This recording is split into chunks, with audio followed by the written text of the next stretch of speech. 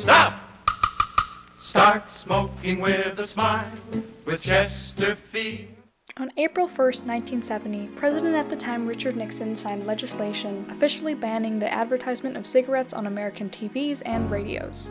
The media was suddenly no longer full of advertisers telling you why their brand of cigarettes is the best. But although ads for cigarettes were gone, smoking was still constantly on the TV, and still is.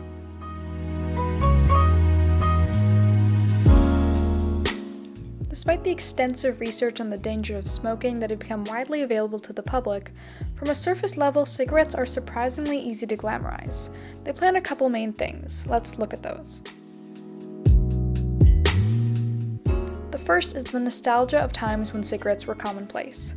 Most pieces of media that shine a noticeably positive light on cigarettes were either set in the 20th century or actually made during it. The second is how aesthetically pleasing cigarettes and cigarette smoke in general can be. So many people online have idolized smoking and smokers, often through aesthetic photos on Pinterest, Tumblr, or really just any social media.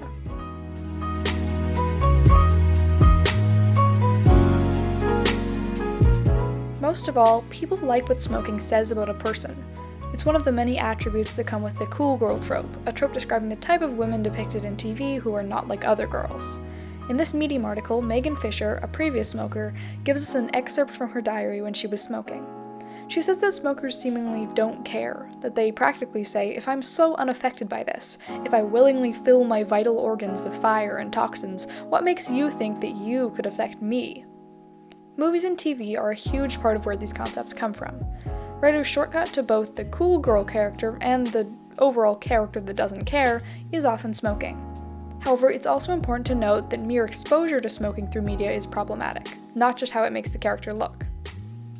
Some research has been done in the US, and they found that really it's volume of exposure alone that seems to be the factor, whether it influences the young person, rather than necessarily the context in which it's shown, whether it's a good character or a bad character. As always, you can see this reflected through social media.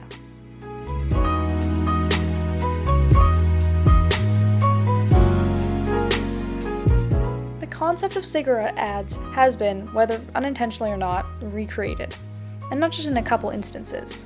In 2016, 26% of children's films, which encompasses G, PG, and PG-13, contained tobacco impressions. In the 2015 and 2016 seasons of Stranger Things, The Walking Dead, and Orange is the New Black, there was an insane number of instances of smoking, as you can see here. Seeing characters or even celebrities on screen that you like or idolize smoking glamorizes smoking. It's framed as a friendship-building, cool, aesthetically pleasing pastime, not as a health hazard. While some may argue that smoking in films and TV can be used artistically, as consumers of media we need to decide which we value more, art or health. As always, feel free to like and subscribe if you enjoyed this video essay.